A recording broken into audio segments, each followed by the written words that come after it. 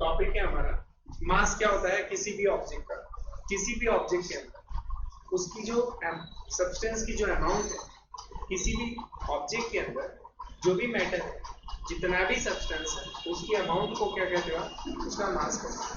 The amount of the substance present in the body, present in the object is known as the mass of the body.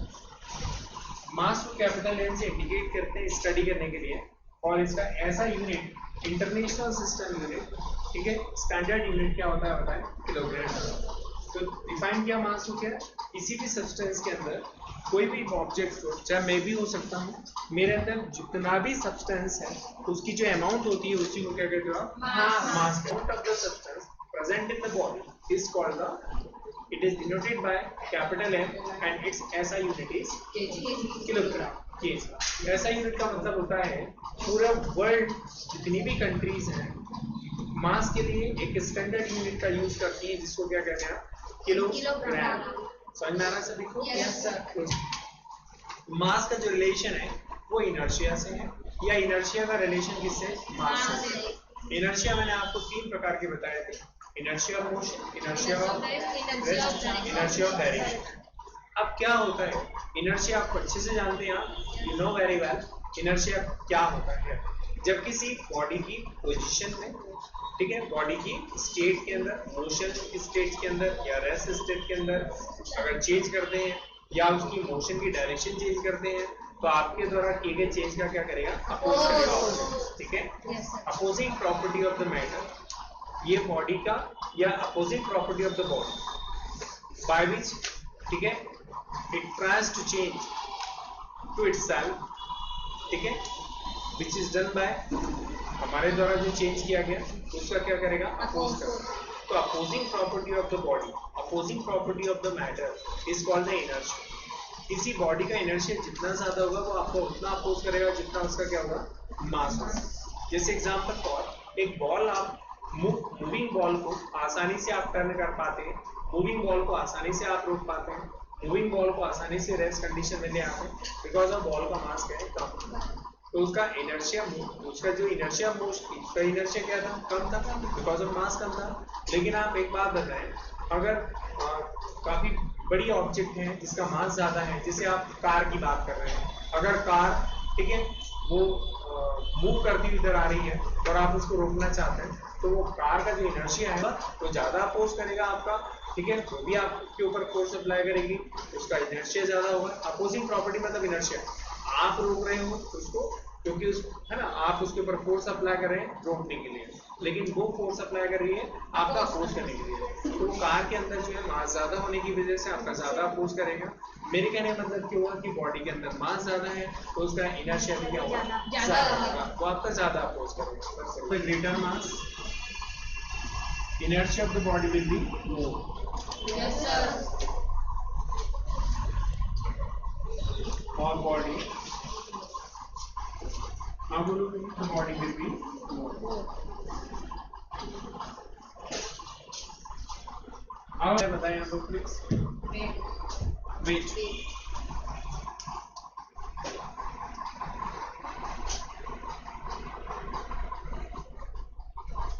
Wait क्या होता है, wait topic है हमारा। अर्थ object के ऊपर जो force apply करती है, ग्रेविटी फोर्स, हमारे ऊपर भी जितने भी ऑब्जेक्ट अर्थ के कांटेक्ट में है सभी के ऊपर अर्थ क्या करती है, फोर्स एग्जर्ट करती है। हर ऑब्जेक्ट के ऊपर कोई ना कोई फोर्स जरूर लगती है। तो अर्थ के थ्रू ऑब्जेक्ट के ऊपर जो फोर्स एग्जर्ट होता है उस फोर्स की वैल्यू को क्या कहते हैं, उस ऑब्जेक्ट का वेट। समझ में आ रहा सभी को? तो हमने डेफिनेशन क्या लिखी है, the weight of any object is a force which is applied by the earth on the object, that is called the weight of that object. समझ में आ गया सभी? ये मैंने लिखा यहाँ पे वेट एक प्रकार का फोर्स, क्या कहते हो आप, ठीक है। तो ध्यान से सुनिएगा, weight equal to gravity, weight एक प्रकार का ग्रेविटी फोर्स होता है, वेट एक प्रकार का क्या होता है, ग्रेविटी। और चूंकि फोर्स जानते हैं हम लोग, मास से जो क्या होता है, ग्रेविटेशन एक्सेलरेशन।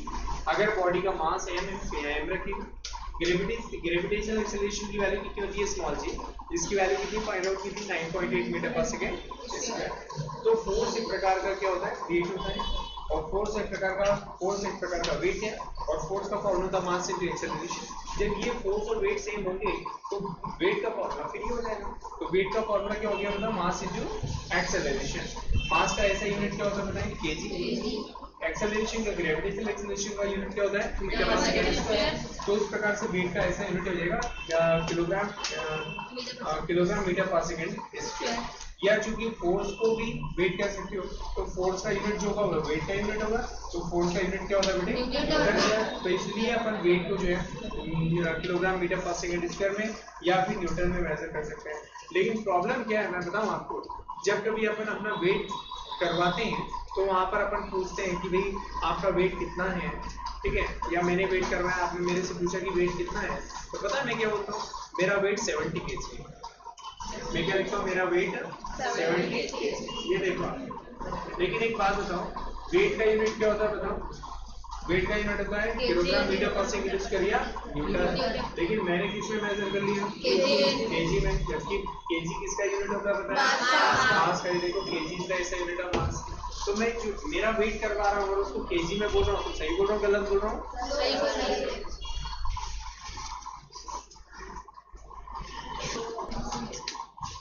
अगर मेरी बॉडी का जो वेट है वो 70 न्यूटन है, क्योंकि वेट का यूनिट होता है न्यूटन, या तो ये वेट को अगर मैंने वेट मशीन पे मेजर किया 70 न्यूटन आ रहा है, मेरे ऊपर काम करने वाला ग्रेविटेशनल एक्सीलरेशन कितना है 10 मीटर पर सेकंड। सपोज करते हैं मेरी बॉडी का मास कितना मेरे अंदर m है, मतलब मेरी बॉडी के अंदर अमाउंट ऑफ सब्सटेंस की वैल्यू m है जो मुझको फाइंड आउट करनी है क्वेश्चन मार्क।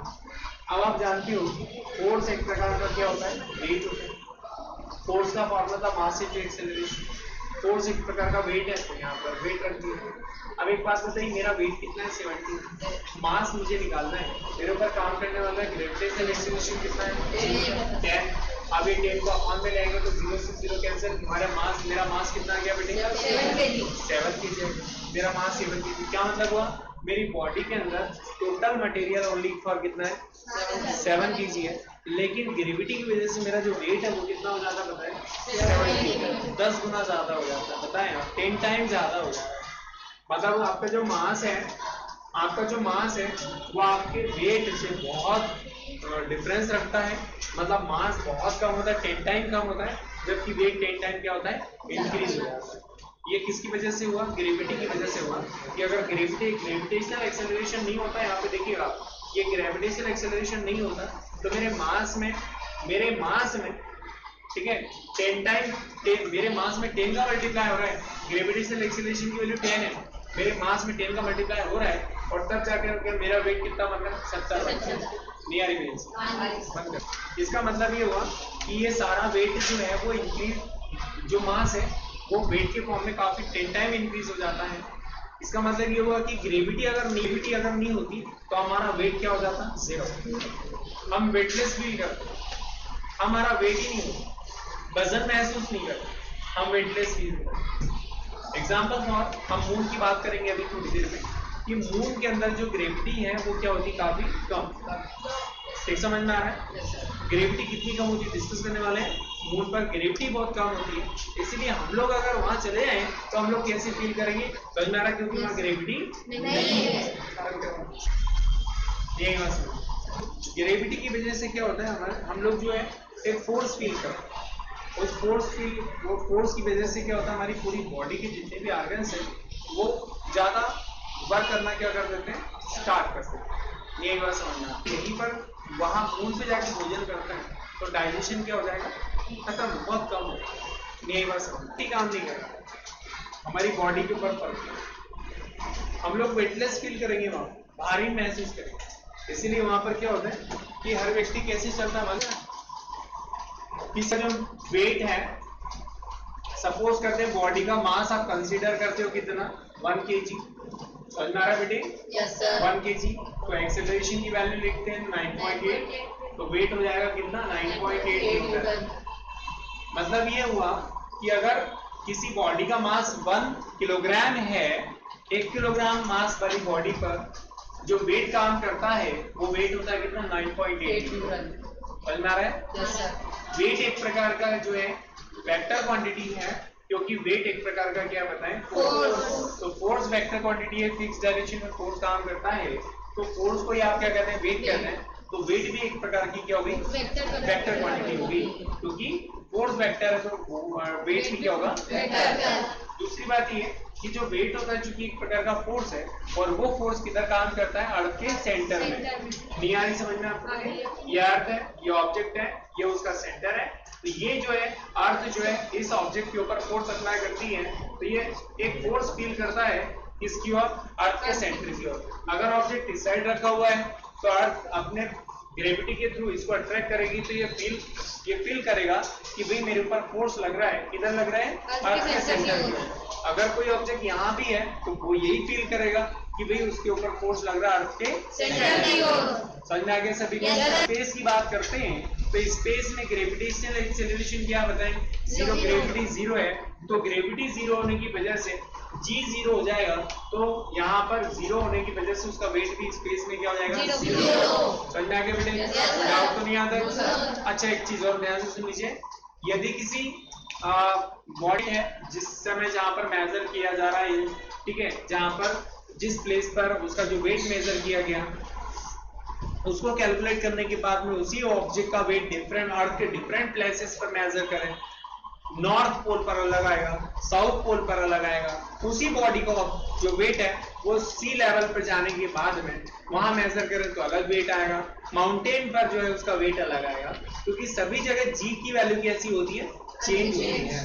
अर्थ के सेंटर में जो है उसका वेट क्या होगा अलग आएगा। तो कहने का जैसे जैसे अर्थ के डेप्थ में जाएंगे तो उसका वेट क्या होता जाएगा अलग होता जाएगा। कोई डाउट सॉल्व तो नहीं बेटे? क्या हुआ कि अर्थ किसी भी बॉडी का जो वेट है वो अर्थ के डिफरेंट प्लेसेस पर सेम होता है कि डिफरेंट होता है?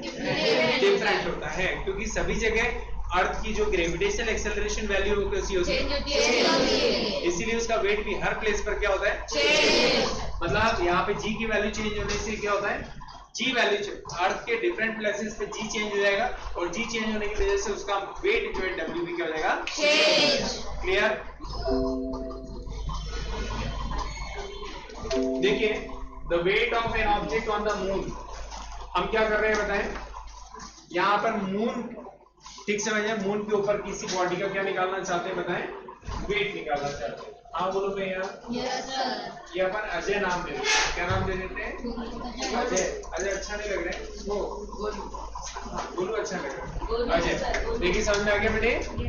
ये मून है और ये क्या हो गया आपका अर्थ। अब समझिए कोई कैंडिडेट अजय नाम का कहां पर है बताओ? मून पर है। मून पर उसका मास m है, तो अर्थ पर भी उसका मास क्या रहेगा? लेकिन वेट उसका वहां पर मून पर Wm मानते हैं मून पे, तो वेट अर्थ पर डिफरेंट होगा अलग होगा। यहाँ पर इसका वेट कितना मानता है Wv, ये मतलब सिंबल ऑफ अर्थ।